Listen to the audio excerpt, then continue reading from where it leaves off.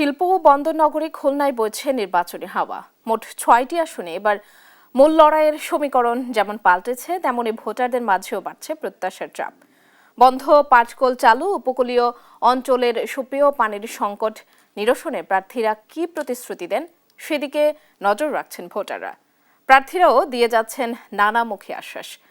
জনতার ভোট নিয়ে খুলনার আসনগুলো ঘুরে খবর সংগ্রহ করেছেন জান্নাতুল মোহনা। সহযোগিতায় ছিলেন নূর ইসলাম রকি।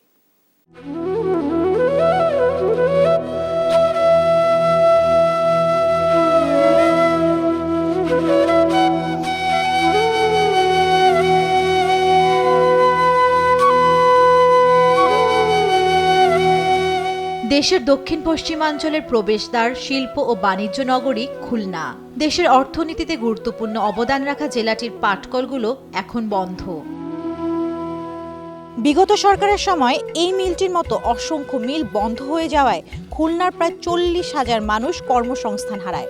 পরবর্তী সংসদ সদস্যের কাছে চাকরি হারানো এই শ্রমজীবীদের প্রত্যাশা কি, চলুন শোনা যাক। ৪০ বছর ধরে অসংখ্য খুশির মিছিলে ছিল আইডিয়ালসে, থাকবে আগামীতেও।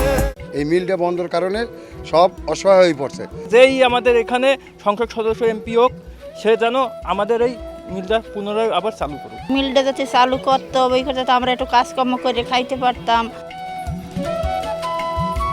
জলাবদ্ধতা আর বেহাল ড্রেনেজ ব্যবস্থায় অতিষ্ঠ খুলনাবাসীর জীবন।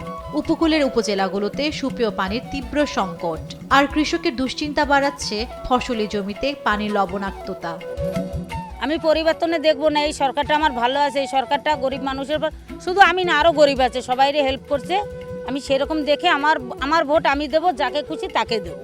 জেলার ৬টি সংসদীয় আসনে ভোটের হিসাব মেলাতে ব্যস্ত রাজনৈতিক দলগুলো। বসে নেই প্রার্থীরাও। ভোটারদের মন জয়ে দিচ্ছেন নানা প্রতিশ্রুতি।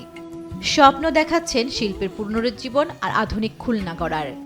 আমরা যে প্রতিশ্রুতি ভোটের আগে দিচ্ছি সেটা পরে করব না, বিষয়টা এরকম না।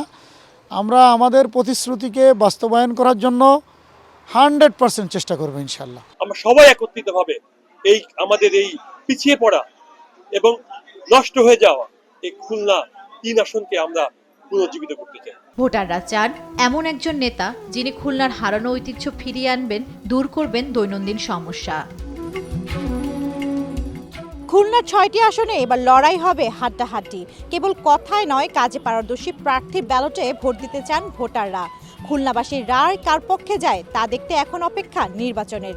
জান্নাতুল মোহনা, দেশ টিভি, খুলনা।